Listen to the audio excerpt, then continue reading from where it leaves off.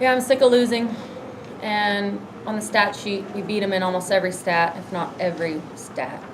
Yeah, every stat. And so for me, it really comes down to timing and heart. It comes down to finding a way to win despite what anybody else can do to you. And we're not mature enough for that yet, which is really sad because we're doing a lot of great things. Cassidy Brewer had the best night she's ever had. And it wasn't just hitting percentage, but she gave us 13 kills.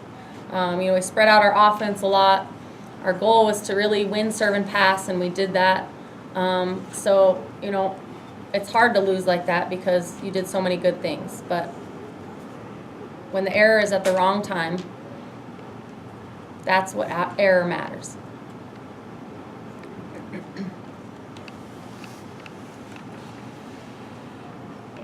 Okay. Cassidy, just talk about your night. What was working for you? What came together for you during this game?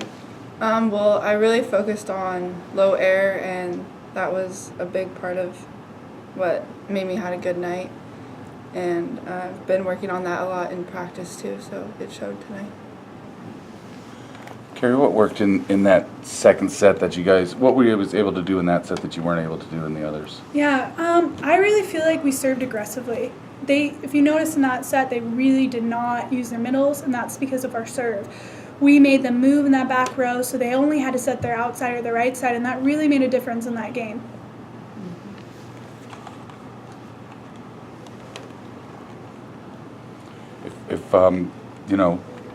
It's your senior night coming up Saturday. I mean, could you just reflect on your career and how being a Nanook has kind of maybe changed you as a person more so than a volleyball player? Yeah, that's a great question.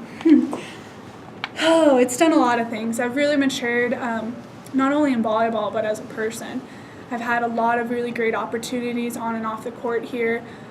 Never experienced negative 50 before coming here, so can walk away and say that I've done that, as well as I've got to play collegiate volleyball. Not very many people have got to say that, so I feel really fortunate that I never got injured, and I was able to play with some really great people and be coached by some really great people, as well as I've never had such a great community support. And I go and talk to my friends from Colorado, and a lot of us play in college in very different range from D1 to D2 to NAIA, and I can definitely say that this is one of the best D2 schools for community support, and I've really appreciated that in my 4 years here. Talk about your setter, Caitlin Camp. You got 53 assists, and she keeps, every game she just puts out that consistent, at least about 20 or 26 assists per game. What does that do for you guys?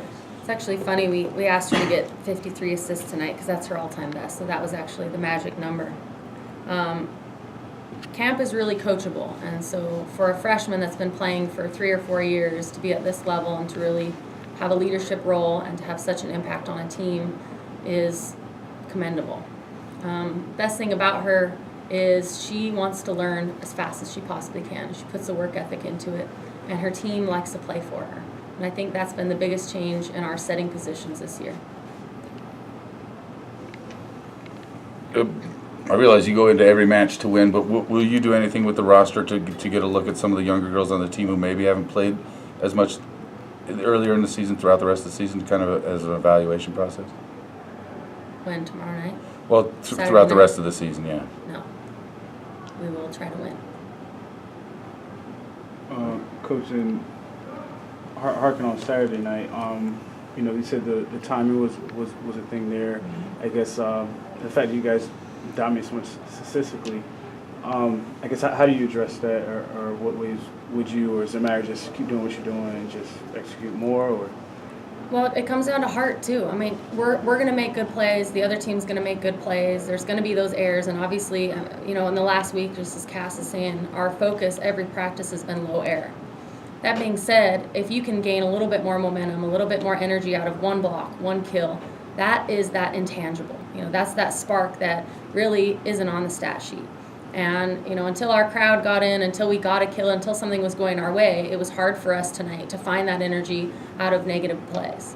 And so if we can play with heart, if we can play with that energy just like we did, in Anchorage, that's when we're going to start winning volleyball games.